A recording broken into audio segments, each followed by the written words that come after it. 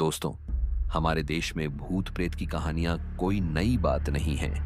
हर गांव, हर कस्बे, हर गली में कोई ना कोई कहानी जरूर मिल जाएगी। लेकिन आज हम बात करेंगे उन अलग अलग प्रकार के भूतों की जो भारत में सदियों से लोगों को डराते आ रहे हैं। ये सब कोई फिल्मी किस्से नहीं हैं, बल्कि लोक कथाओं, पुरानी मान्यताओं और लोगों के खुद के अनुभवों पर आधारित है। चुड़ैल का नाम सुनते ही दिमाग में एक डरावनी औरत की छवि बनती है। उलझे हुए बाल, पलटी हुई आंखें और भयानक हंसी।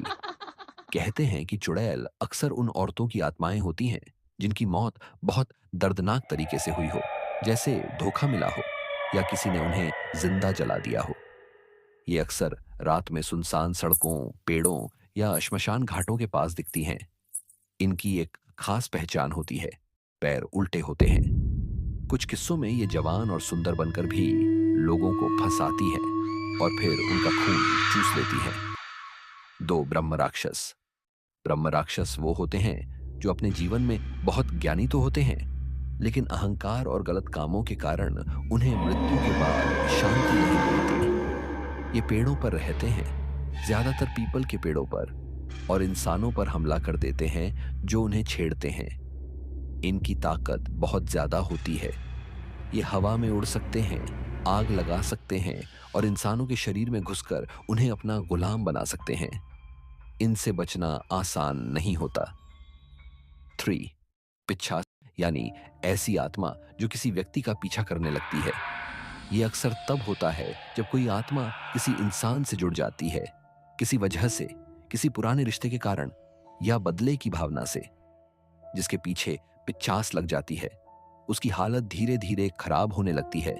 नींद नहीं आती, डरावने सपने आते हैं और वो हर वक्त बेचैन रहने लगता है। इलाज करवाने पर भी कोई फर्क नहीं पड़ता, क्योंकि समस्या शरीर की नहीं, आत्मा की होती है। 4. प्रेत आत्मा।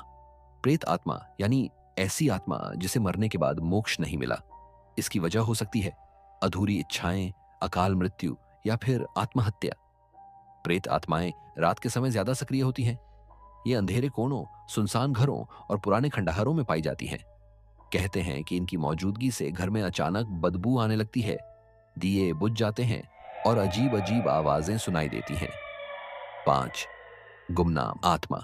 गुमनाम आत्मा वो होती है जिसकी न तो पहचान मालूम होती है और न ही उसकी मौत का राज। ये आत्माएं बिना नाम के होती हैं, लेकिन उनका गुस्सा बहुत खतरनाक होता है।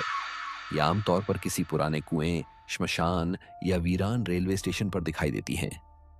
कई बार लोग कहते हैं कोई साया पीछे पीछे चल रहा था, लेकिन पलटकर देखने पर कोई नहीं था। जिन्न का जिक्र ज्यादातर इस्लामिक कहानियों में मिलता है, लेकिन भारत में भी जिन्न की मौजूदगी की कई घटनाएं सुनने को मिलती हैं।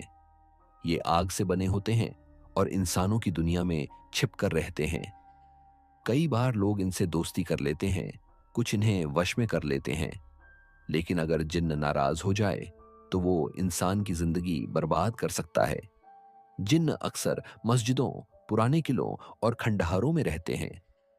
7. काली मां के भक्तों की आत्माएं।